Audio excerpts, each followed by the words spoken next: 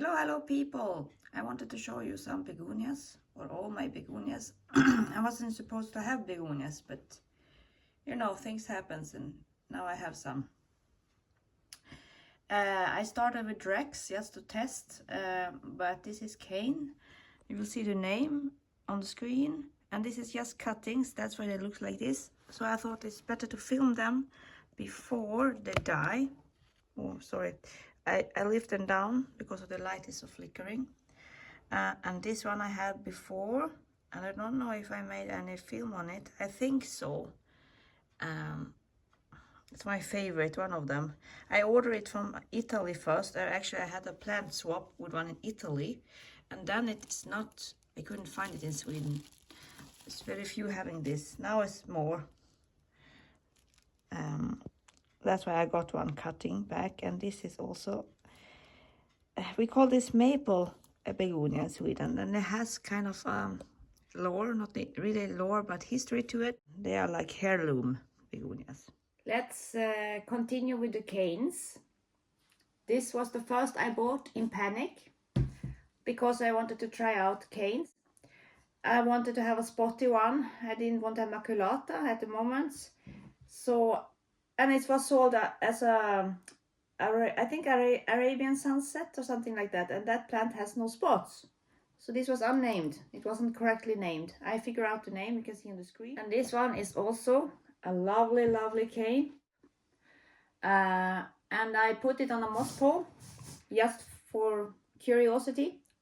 Begonias tend to lose the leaves and gets very leggy and very sparse down if you don't keep up with the pruning. But in comparison with the plants I usually grow. And does it work? Not really. It do work. It does root. A begonia roots from any part of its body, or the plant roots anywhere. But the roots are very thin and finicky. Problem with begonia is that it doesn't climb, it doesn't do that, so the roots get harmed. They do die when you miss the water in dry time, and I do that very frequently, so I don't think it has any benefit for just this particular plant. If you have like very tropical or high humidity begonias, it could be helped by doing this if you want to take cuttings and you keep it growing as an aroid or against moss to maintain roots, a better root system and more airflow to the plant, so you can take cuttings of the branches that come. Try that. I'm not sure, I haven't tried, but my thinking is that it could help if you have a greenhouse cabinet or another indoor greenhouse or anywhere higher humidity, so the moss doesn't dry out like in a normal environment. Try it out and see and write and do videos and tell what you figure out, because it's just a theory. I do have also a maculata. I saved this from a store. I don't know if I can do this, we can see. I'm not sure which maculata yet, and it wasn't like this. It was very pale green with spots, silvery spots.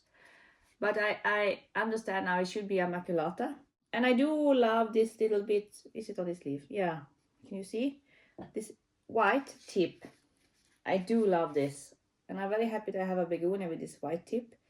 It has a little bit more luxury feel to it. I don't know why. Some breeders, oh, it's cat here, do this with the plant to mark that they're hybrids and so on. I know in USA.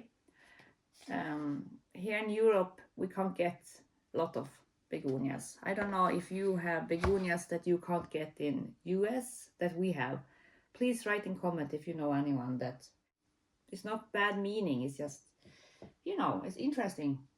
And it's good to share, like you can show them for people like watching your plants, for example, from US and even from England, but they don't have so much special ones because they belong to Europe. Now we can't make a good exchange with them because of the Brexit, so it's plant import is same like from the rest of the world if you want to buy from England.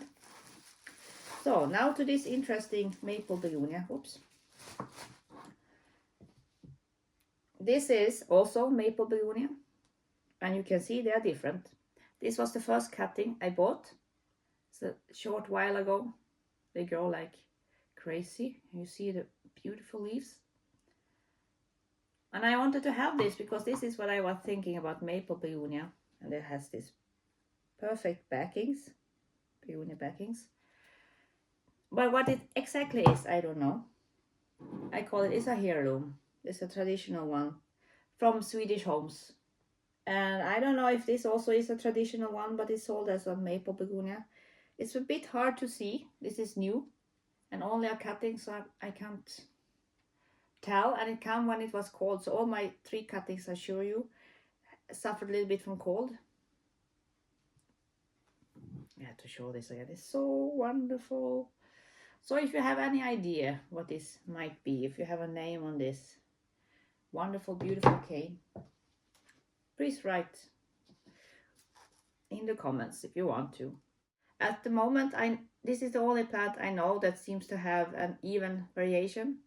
Most like many, what you call it, Hoyas has, when the variation should be the same on each leaf. Can you see this? It's amazing.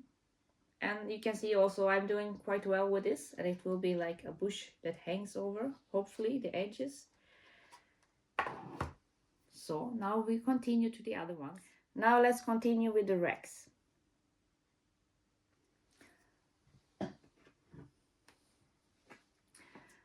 This happened to this one. I'm not sure if the name is right.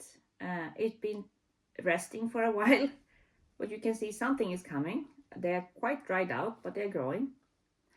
There's been in the north facing window up there on the shelf as the other ones here losing leaf. I also had this one. This one I also had up in the shelf, and it was almost doing the same thing. But I stopped it. I moved it back to the grow light when it was from beginning. I was thinking I could have this in shelf. I do love crazy leaves. I do love these crazy structures, and I prefer like pinks and spots. And this I also put up there, so all the big nice leaves are gone. And I stopped this also. It's actually much better than I stopped this. You can see the stem there. This is a Rex, so they're crawling on the ground. And this is a very, very, very, very common, and I know that, very common. It doesn't matter, it's beautiful. I think it's an amazing begonia. The colors are fantastic. So let's go. The last Rex I have are these two. They are my first also. This one over here is a bit problematic. It's a very nice color. I can't really see in the darkness, but it's so nice. If I come closer, you can see it's spotted. Also so incredibly nice. I can't really film it. There's patches of spots. It's like you paint it on